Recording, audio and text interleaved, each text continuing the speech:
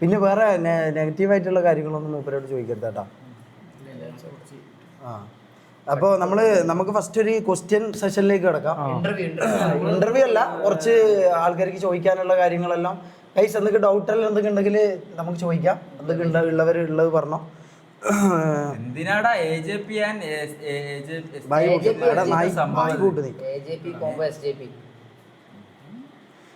ഞാനൊരു ചോദ്യം ചോദിക്കട്ടെ. അലിൻജോ സാറിന്റെ ഏറ്റവും വലിയ ഇതെന്താ, ഡ്രീം എന്താണ്, സ്വപ്നം? ഡ്രീം എന്ന് പറഞ്ഞാൽ ചിലർക്ക് ഇഷ്ടപ്പെടില്ല ചിലപ്പോൾ, എന്നാലും എന്നെ മനസ്സിലാക്കുന്ന ഒരു പെൺകുട്ടി എൻ്റെ ലൈഫിലേക്ക് വരിക എന്നുള്ളതാണ് ഭാര്യയായിട്ട്. ഡ്രീമാണ്. മനസ്സിലാക്കാത്ത ആൾക്കാർ കുറവാണ്.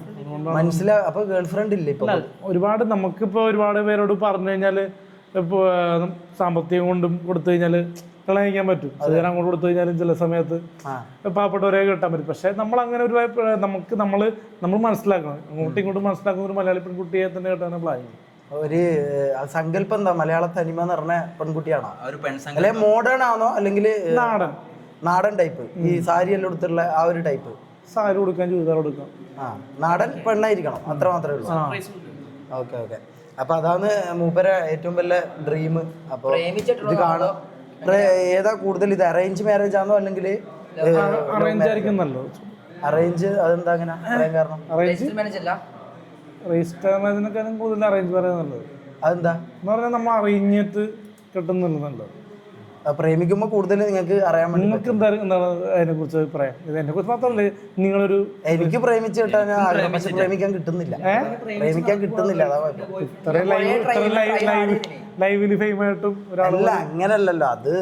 അങ്ങനെയാകുമ്പോ ഇപ്പൊ ലോക ഫേമസ് അല്ലേ നിങ്ങൾ? ഇന്റർനാഷണൽ ലെവലല്ലേ? നമ്മള് പലതും വേണ്ടെന്ന് വെച്ചിട്ടാ പല ആൾക്കാരും മറ്റേ ലൈൻ അടിക്കാനൊക്കെ വന്നിട്ടുണ്ട്. പിന്നെ അതിന് വന്നിട്ടുണ്ട്, ചീറ്റ് ചെയ്തിട്ടുണ്ട്. അങ്ങനെ പ്രേമിക്കുക, തേപ്പ് കിട്ടുക, ഇങ്ങോട്ട് വന്ന് പ്രപ്പോസ് കിട്ടിയിട്ടുണ്ടോ? ഒരുപാട് എണ്ണമില്ല.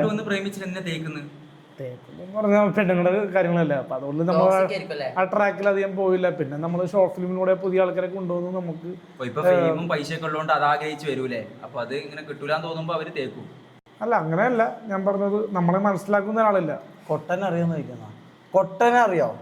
കൊട്ട അറിയില്ലടാ, കൊട്ടനെ അറിയില്ല. അല്ല, ഈഗിൾ ഗെയിമിങ്ങിനെ അറിയോ? കേട്ടിട്ടുണ്ട്.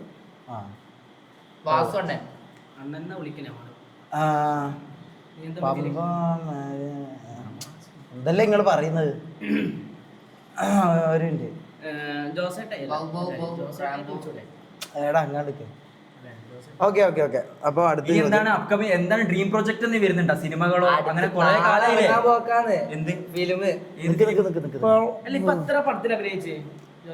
റിലീസ് ആയത് ബാഡ് ബോയ്സ് ആണ്.